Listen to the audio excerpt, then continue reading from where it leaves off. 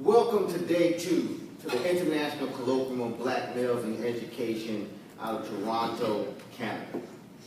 We got a wonderful start to our day. We'll have the great fortune to hear from an outstanding speaker, community engaged, policy driven speaker this morning, and you'll hear the introduction shortly from Dr. Broom. But before that time, I'd like to just provide some context this evening for those of you who will take advantage of the cultural and historical activity. We have 2 slots at 4 and 5 o'clock for a tour that will be hosted by the Ontario Black Historical Society. I encourage you not to just wait for the 5 o'clock slot so that it's not overflowing with interest. Please break that up as you can. So it's a 4 o'clock option, a 5 o'clock option, and you'll get to see 3 prominent and historical locations as it relates to Black history in Ontario. And I encourage you not to miss out on that opportunity. I will not delay our start any further to our keynote. At this point, I'll ask Dr. Broom if he would come and introduce our speaker.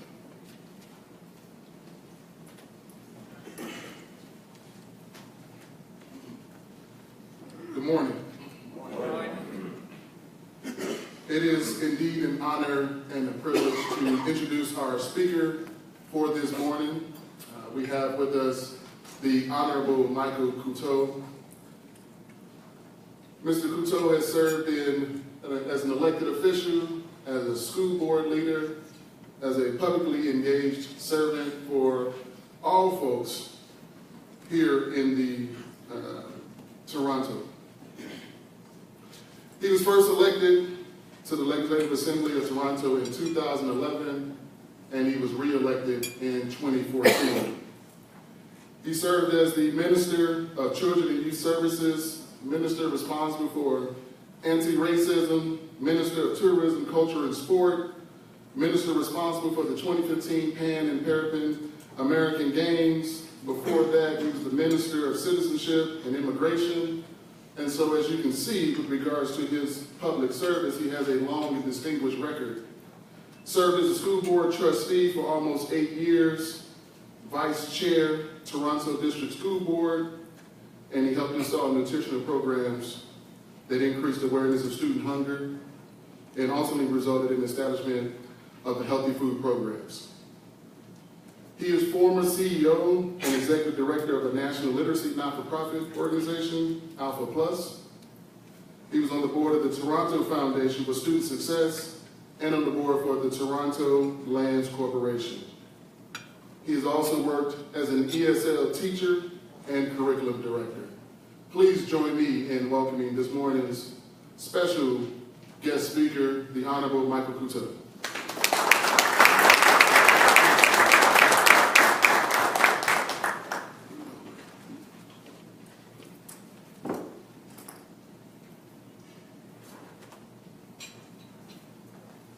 My wife always tells me to push the chair back in, so you just heard her voice. Good morning. It's a pleasure to be here. Thanks, George. I'll just grab that. It's a pleasure to be here. I'd like to, well, thank you for the kind introduction, and I'd like to just thank Dr. Jackson for bringing us here today. I think it's really important that we as Black folks here in North America, have more forums like this to discuss issues and look for ways to better position young people here in Ontario, but also in North America and around the world. I wanted to just recognize Kwantu Kente, who's the Assistant Deputy Minister of the Anti-Racism Directorate, sitting in front of me. He's a senior official in the Ontario government and recently joined us about 4 months ago from CAMH, which is our mental health service provider here in Ontario. I also wanted to take a moment to recognize that we're on the traditional territories of the Mississauga of the New Credit, our Indigenous brothers and sisters that were here long before we were here, and just pay recognition to the long history here in Ontario and in Canada. I want to welcome everyone from Toronto. I just want to find out how many people are from outside of Ontario. And then just put up your hands. So most people. Okay, good. Well, welcome to Ontario. As a former Minister of Tourism for the province, I hope you can get out there and see a bit of the province, see a bit of the city, and go out and spend some money and help our economy. So get out there and really enjoy yourself, because it's a wonderful city. It is an honor to be here today to be able to talk about ways in which we can help young black boys. As the Minister of Children and Youth Services, the Minister responsible for anti-racism here in the province of Ontario, as a former school board trustee, but I think most importantly as a father, as a family man, this is an issue that really resonates with me. I think Ontario is a great place. If you're going to have this type of event in Canada, Ontario is the best place to have it. Over half of the population of black people here in Canada reside in Ontario. 75% of them call the GTA, so the Greater Toronto Area and Hamilton, home. And black youth, the majority live in the city here, followed by concentrations in Ottawa, Hamilton, and Windsor. Before I go into some of the numbers, I just wanted to tell you a little bit about myself and why this issue is so important to me. So I'm an immigrant here in Ontario. We arrived when I was about 4. My father's from Grenada. My mother's from England. We came to Canada and we moved to probably one of the most diverse communities in all of Canada, called Flemington Park. You know, if you're from the area, you refer to it as Flemo. And it was a very multicultural community, and still is very multicultural. The community is made up from people from around the world, but there was a large black Caribbean population. Even though there were so many different cultures, and I'm talking about, you know, in Ontario, we have about 120 different cultures, 200 cultures, 120 languages. Flemington Park was reflective of that diversity, and we all got along, we all did well. But as we hit our teenage years, something started to change. I noticed that there was a bit of a separation between some of us. Some of us were sent off at an early age to technical schools. Some were placed into special education. Some placed into basic and general credits. Some ended up on the street. Some of them in correctional systems. Some even died through violence. And you don't have to be a professor or a researcher to understand why this separation took place. If I reflect back on that separation, there's no question in my mind that it was based on race. And in fact, you know, myself, you know, I even felt the pressures of that separation, you know, where a guidance counselor would say, well, Michael, you should move into general courses, or a vice principal saying, go to an alternative school because you don't really fit in this model here. It didn't happen because there was something in the back of my mind that kept me fighting. Maybe it's because I was reading the autobiography of Malcolm X at the time, and I had these thoughts in my mind where they could really pressure me as a young boy. But reflecting on those experiences and what my peers went through, I think that it's prepared me for the job that I have here in the province of Ontario, and many of the jobs that I've had in the past. It's prepared me for a pretty, I would say, an important task that the Premier of Ontario has asked me to take on, and that's ways to eliminate systemic racism here in the province of Ontario. It's not a simple task, and it's different from any other responsibilities that I've had, but I can say with confidence that you know, this government that I'm part of, the Liberal government here in Ontario, is probably the most progressive government in North America. We're building a foundation here in this province, I believe, to set up young people for success. You know, recently we made tuition free for medium and lower income students for university. Yeah. And this year alone, 200,000 young people access that program. We set up full-day kindergarten several years ago. so kids can get an early start. We've created new affordable childcare spaces. And one of the things I'm really proud of is starting January 1st of next year, medicine will be free for anyone under 25. And that complements, our healthcare system, our universal healthcare system here in Ontario, where anyone can walk into a hospital at your doctor, and there's no money that exchanges. So we've got the groundwork to build on what we need to do. So here we are in Ontario, again, a very progressive place, but we're not immune to racism. It still happens. And lately, a shift is taking place here in this province. We're seeing racism become people becoming more comfortable expressing their intolerance. Recently, our national broadcaster, CBC, said last year that there was a 600% jump in the use of racist language online in Canada.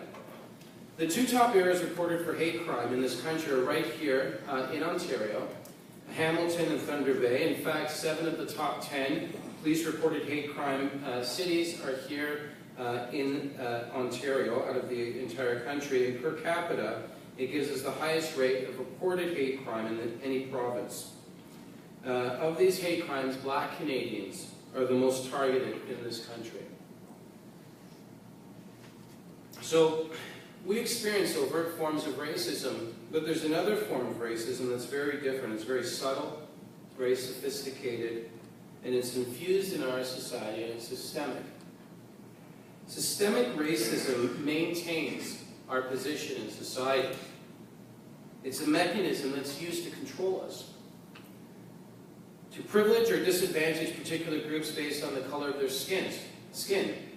And systemic racism is the reason why so many young people, Black youth here in Ontario, are falling behind. Despite being only 8% of the population here in Toronto, Black children make up 40% of the children in foster care and child protection. That's 5 times their representation in the overall population.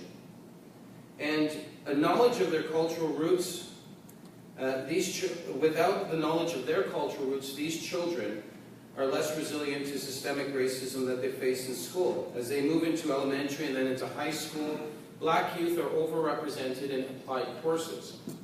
They're underrepresented in academic courses compared to their counterparts from other racial backgrounds. They're also twice as likely to have been suspended from school at least once during high school. That is, if they're still in high school. Black students drop out of high school at higher rates. In Toronto, that's 23% compared to 12% for white students. And 58% of all Black high school students in Toronto do not apply for post-secondary education. That's college or university. So it's no great surprise that across Ontario, the unemployment rate for Black youth is 8% higher than the provincial rates. In fact, a recent York University report by Dr. Carl James, I think he's been here this week, found that many Black students were worried about their friends and other Black men being pushed out of school and onto the streets.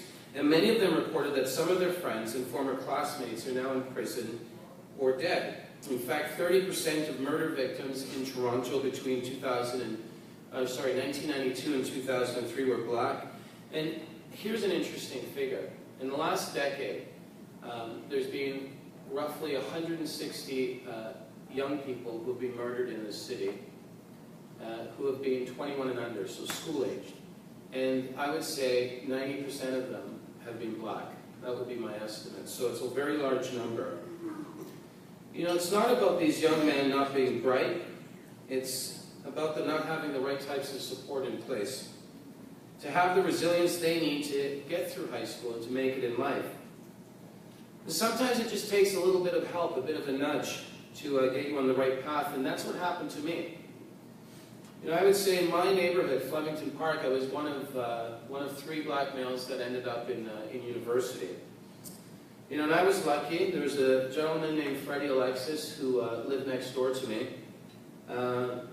He probably wouldn't see himself as my mentor, but he was my mentor. And he was a friend of my father's. They grew up together in Grenada, in a small island off the coast called Coteau, and roughly 7,000 people on that island.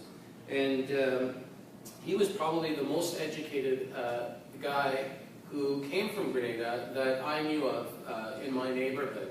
And he had he was a high school graduate back home in Grenada, and he was a teacher back home in Coteau. So my dad's friend always referred to him as teacher. And, you know, he would always say things to me like, you know, Michael, you know, you've got to invest in yourself. You've got to, you know, put in the work today for tomorrow. He would say things like that to me constantly.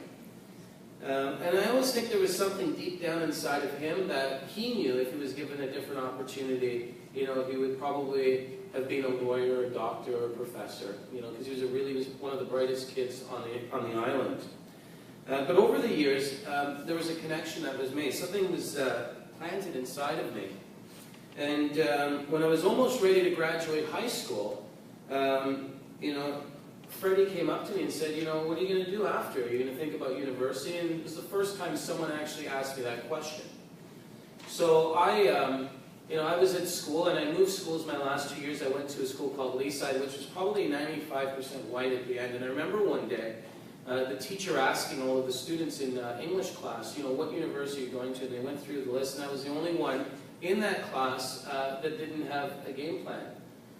So I decided to apply to university, and in fact, Freddie gave me the $40 to apply.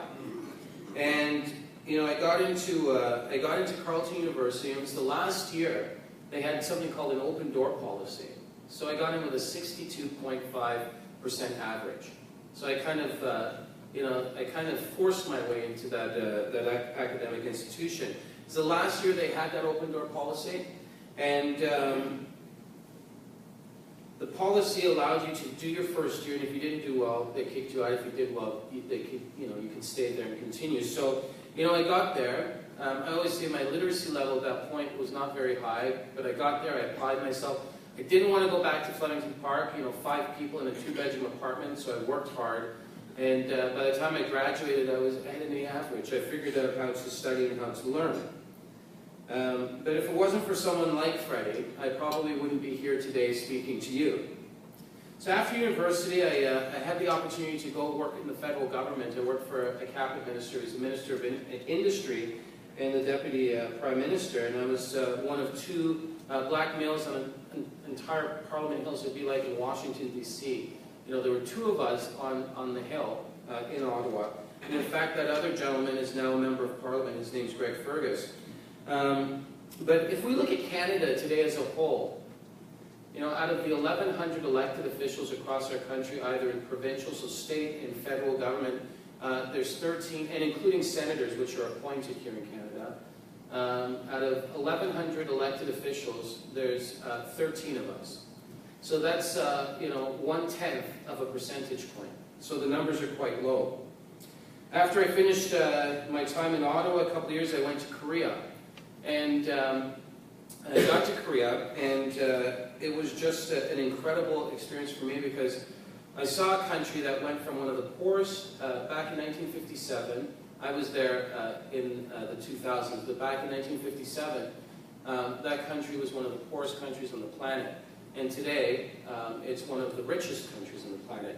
And they made this transformation because of an educational system. They made an investment into their children.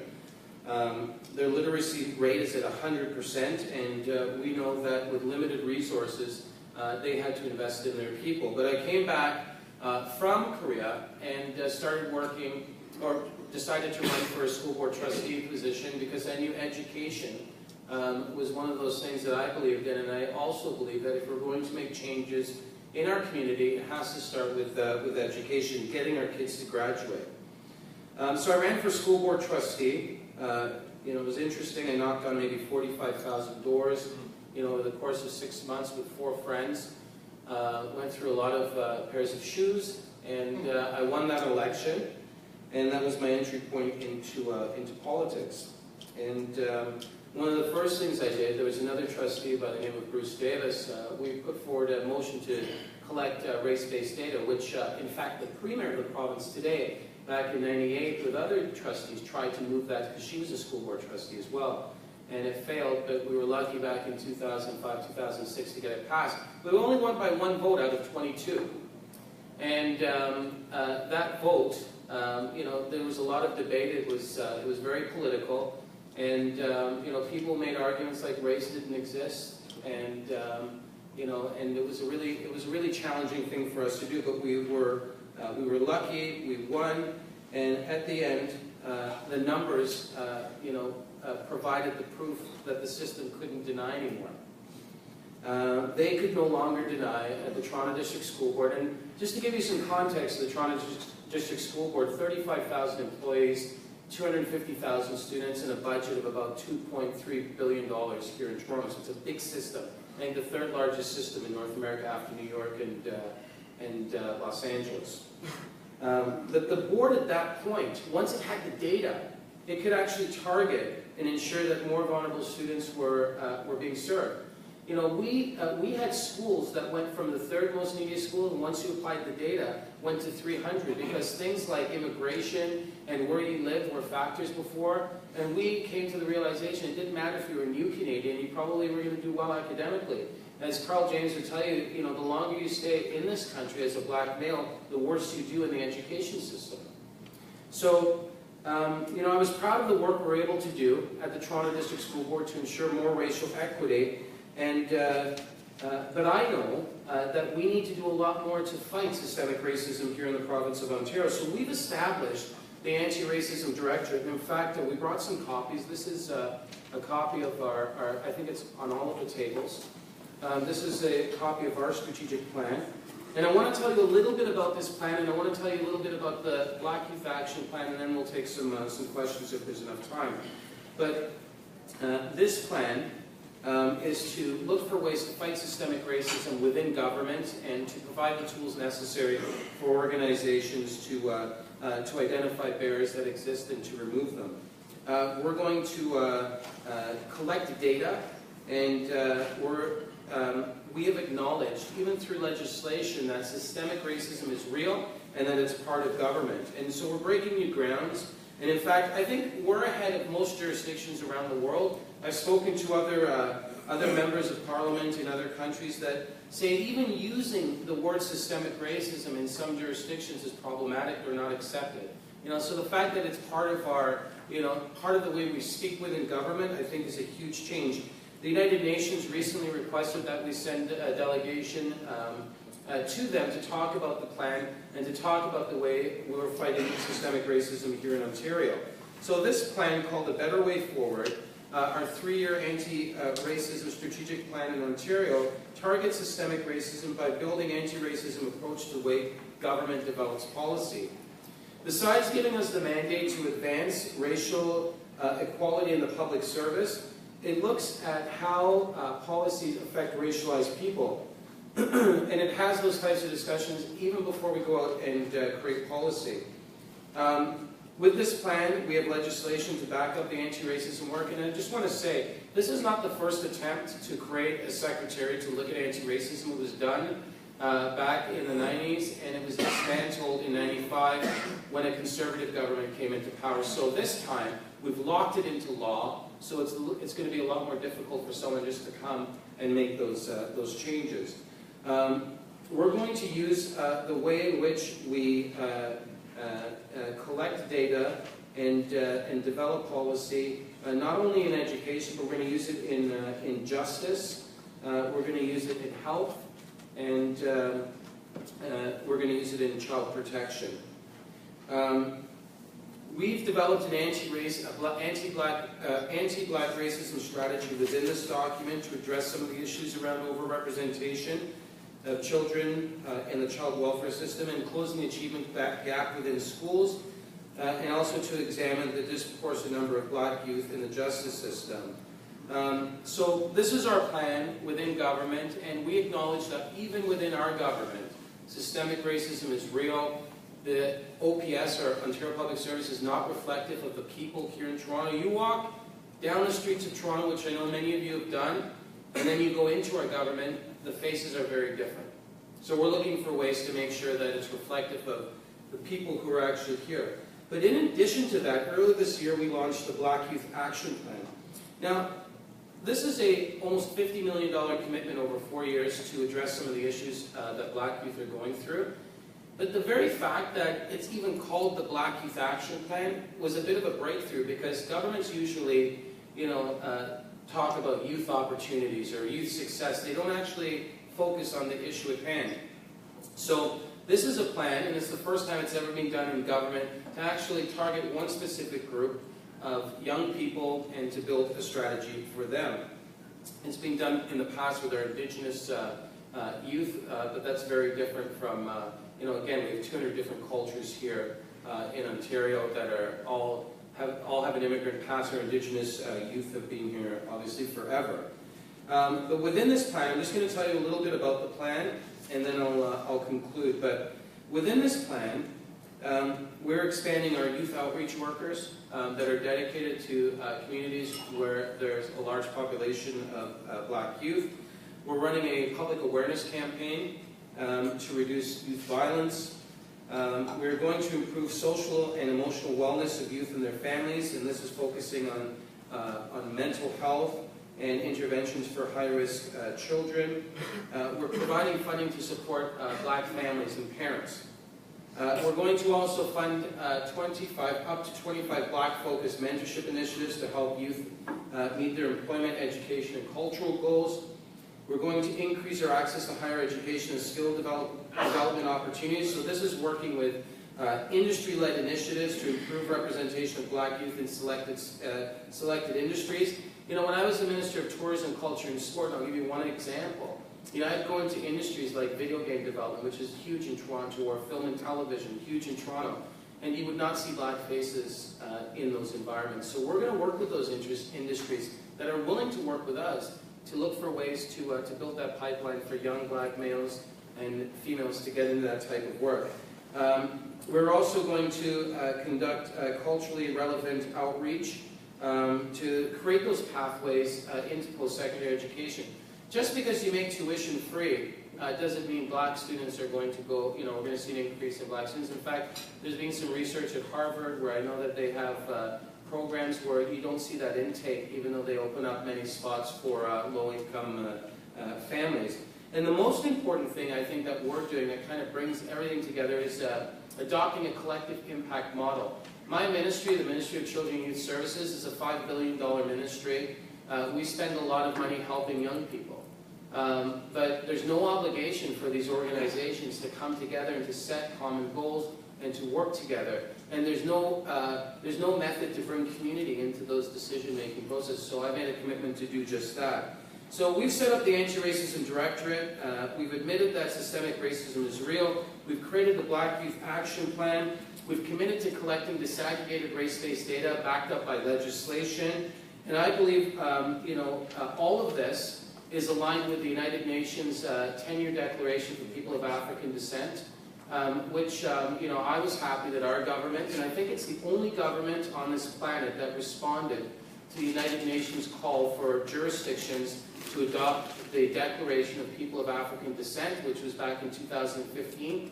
Our government has formally recognized that, and we're moving towards the principles as outlined within that document, which I encourage all of you to go back to whatever jurisdiction you're from and encourage your state, your local governments and the federal government to adopt those principles, because it will help connect us. I know the federal government now is looking for ways to adopt that as a country.